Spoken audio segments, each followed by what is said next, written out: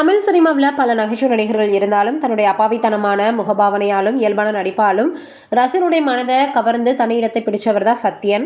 நடிகர் விஜய் நடித்த நண்பன் படத்தில் சைலன்சர் என்ற கதாபாத்திரத்தில் அவர் நடித்த விதம் இன்ன வரைக்கும் பலராலும் மறக்க முடியாத ஒரு கேரக்டர். ஆனால் இன்று காமெடி நடிகராக தெரியக்கூடிய சத்யன் உண்மையிலேயே சினிமாவுக்குள் வந்த பாதை ரொம்ப வித்தியாசமானது, ஏற்றத்தாழ்வுகள் நிறைந்தது. சத்யன் தனது சினிமா வாழ்க்கையை நேரடியாக நகைச்சுவை நடிகராக தொடங்கல. சூர்யா நடித்த காதலை நிம்மதி படத்தில் சிறிய கதாபாத்திரத்தில் நடித்தார். 2000 ஆண்டு இளையராஜா இசையமைப்பில் வெளியான இளையவன் என்ற திரைப்படத்தில் ஹீரோவாக நடித்தார். அதைத் தொடர்ந்து கண்ணா உன்னை தேடுகிறேன் என்ற படத்திலும் ஹீரோவாக நடித்தார். இந்த 2 படங்களும் எதிர்பார்த்த வெற்றியை கொடுக்கல. ஹீரோ வாய்ப்புகள் குறைஞ்சு மீண்டும் குணச்சித்திரம் மற்றும் நகைச்சுவை வேடங்கள் பக்கம் சத்யன் திரும்ப வேண்டிய சூழல் வந்துச்சு. காலப்போக்கில் அவரது காமெடி நடிப்பு ரசிகர்களிடையே பெரும் வரவேற்பை பெற்றது. சினிமாவில் சத்யனின் வாழ்க்கை மட்டுமல்ல, அவரது குடும்ப பின்னணியும் பலருக்கு ஆச்சரியத்தை ஏற்படுத்தும். நடிகர் சத்யன் ஒரு காலத்தில் ஜமீன்தார் குடும்பத்தை சேர்ந்தவர்.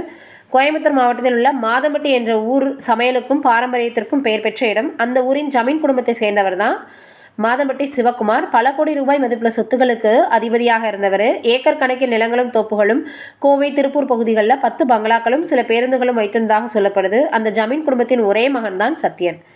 இவர் பிறந்து வளர்ந்தது எல்லாமே பங்களாவில் தான். 5 ஏக்கர் பரப்பளவில் இவருக்கு இடம் இருந்ததாகவும் 500 ஏக்கருக்கு மேல் தோப்பு மற்றும் பிற சொத்துக்கள் இருந்ததாகவும் தகவல் சொல்கிறாங்க. ரஜினிகாந்த் நடித்த எஜமான் திரைப்படம் இந்த மாதம்பட்டி ஜமீன் குடும்பத்தின் பின்னணியை அடிப்படையாக கொண்டு உருவாக்கப்பட்டதுன்னு சொல்லப்படுது.